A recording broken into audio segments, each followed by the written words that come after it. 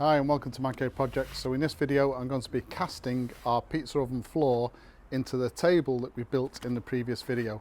So I'll put a link in the description to that particular video. I would suggest you go and watch that first, then all this will make sense.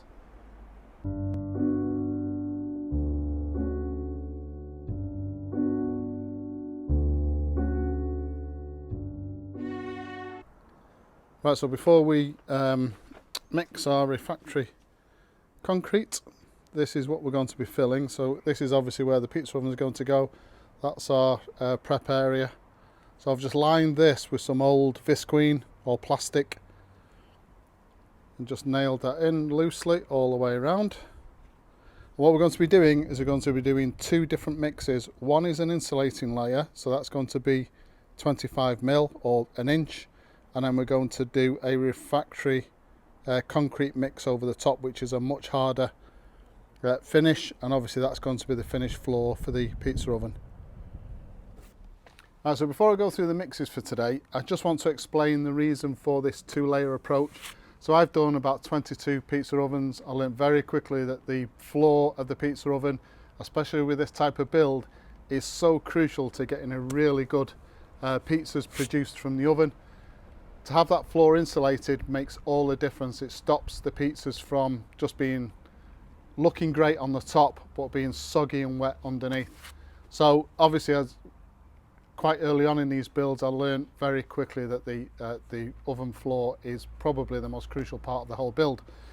So we're doing two layers. The bottom layer is going to be a highly insulating layer, so it's got really good insulating properties. However, it's quite soft, so we can't have that as the finished floor. So the way I build pizza oven floors now is I have this insulating layer on the bottom and then a refractory, almost a standard refractory concrete mix on the top, and that is obviously heat resistant, but it gives a really nice tough finish to that oven floor. So the first layer, obviously the bottom layer, is going to be the insulating layer. So I'll just show you what we've got here.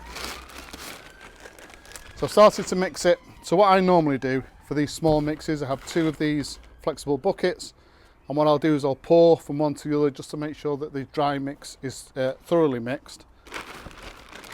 So, oh, and as well at the end of this video, I'll have two recipes, probably one on top of the other. One is the insulating layer recipe, and then the bottom one will be the hard refractory concrete layer. So for the insulating layer, I've got two parts, and I'm using just a bucket for the measuring, to do the measuring. So I've got two parts fine vermiculite, one part extra rapid cement. So this is by far, as far as I'm concerned anyway, by far the cheapest way to buy high calcium aluminate cement. If this was targeted at pizza oven builders, you just add another zero onto the price. So two parts vermiculite, one part cement, half a part of hydrated lime, which is what's in that bag, and then in this bag we've got fire clay, finely ground fire clay, and that's sort of what it looks like. And we've got one part of fire clay. So just to recap, two parts vermiculite, one part high calcium aluminate cement, one part fire clay, half a part of hydrated lime, and then the final ingredient is sharp sand or Wash River sand, and it's one part of sharp sand. So I'm going to mix all this together, swap it about between buckets just to make sure that it's mixed through thoroughly, and then we'll go and pour it into our pre-assembled mould.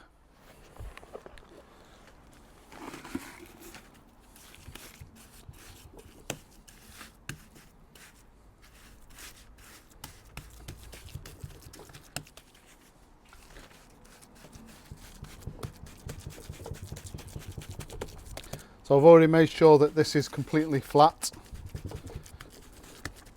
using a spirit level.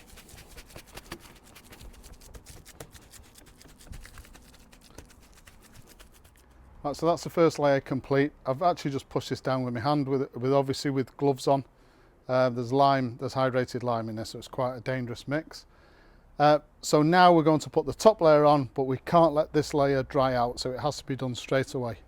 Right, so the second layer then is 2 parts sharp sand, 1 part cement, 1 part fine fire clay, and half a part of hydrated lime.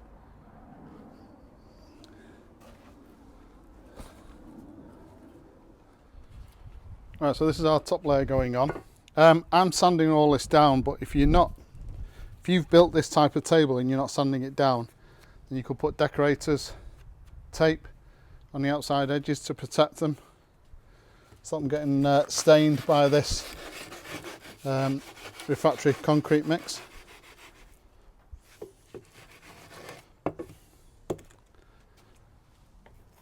Get that over.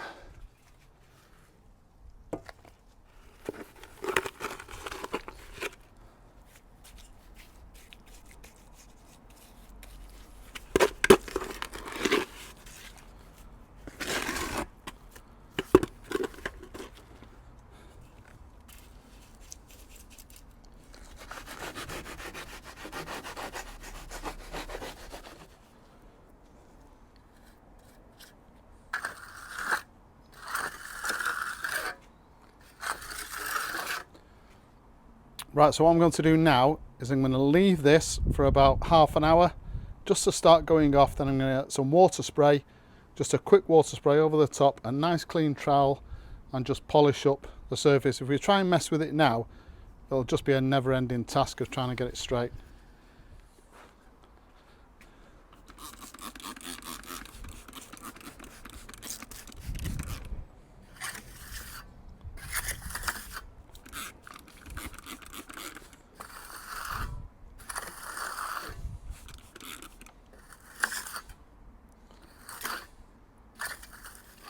Right, so that's the oven floor done.